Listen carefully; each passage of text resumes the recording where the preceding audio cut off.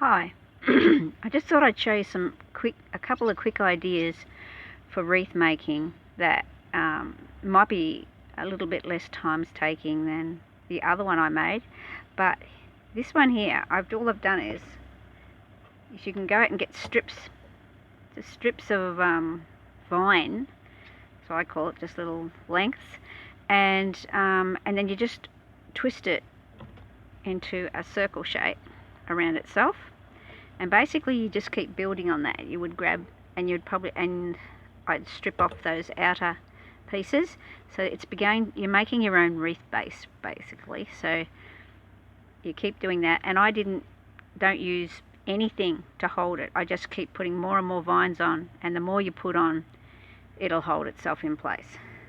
So I started doing that earlier with another one, and you end up with a really thick wreath, right? And there's lots of all these little pokey holes that you can put stuff in.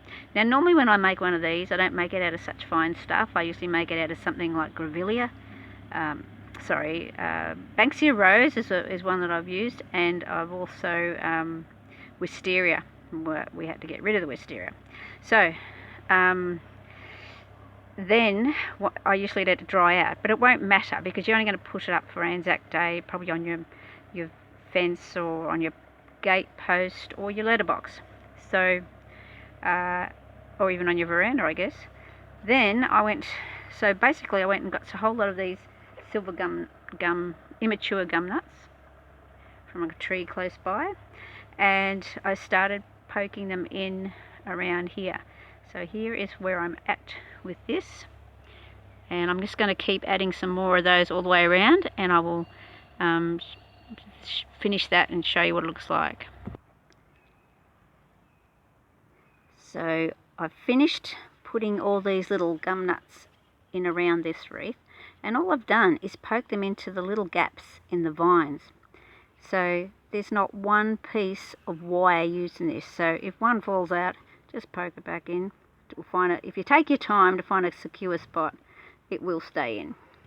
Now after that, I'm not going to need a lot of foliage. I just picked some of this pine tree, which had very short little tufty branches, and I've started putting them in, and you can see that. I'm going to finish that at home. I'm going to take it right round. I think that's all we'll need for this, and it'll have a really good, looks great contrast, see, with the green. There's a little ant visiting us. Don't think we need that. Now I just want to show you one more quick thing. If you want to do something that's even a little bit more simple than that, and you just happen to have a rosemary bush at home, you can just curl a piece of rosemary around and just make some really sweet little wreaths. And that one you probably would have to tie with either a little bit of string or wire if you have it, and then you can just hang it somewhere. Like, you can even hang it inside, but they are really cute.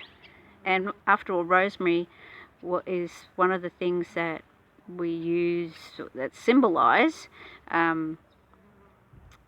Gallipoli and World War I, that particular battle, because it was one of the plants that was growing there along that area. And so you will see people on Anzac Day wearing a sprig of this in their lapel. So go home, have a look what you've got. If you want to try the first wreath that's on the YouTube tutorial, then go right ahead. If you want to try a vine thing, see what you've got in your yard that's got long strappy vines, and you don't even need wire for that one. And these are so cute, so have a go.